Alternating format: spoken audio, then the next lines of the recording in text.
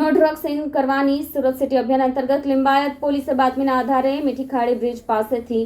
એક યુવકને પ્રતિબંધિત કોડીન સિરપ સાથે ઝડપી લઈને કુલ 79 બોટલ કબજે કરી આગળની કાર્યવાહી હાથ ધરી છે. સુરત પોલીસ કમિશનર અનુપમસિંહ ગેહલોતનો ડ્રગ્સ ઇન સુરત સિટી અભિયાનને સફળ બનાવવા અને નાર્કોટિક્સની બદીને સંપૂર્ણ નેસ્ત નાબૂદ કરાવવા માટે પ્રતિબંધિત માદક અને કેફી દ્રવ્યો તેમજ નશાયુક્ત વસ્તુઓની હેરાફેરી તેમજ વેચાણ કરી યુવાધનને નશાના અંધકારમાં ધકેલવાની પ્રવૃત્તિ કરતા ઇસમો ઉપર વોચ રાખી કાર્યવાહી કરવા ખાસ સૂચના આપી હતી.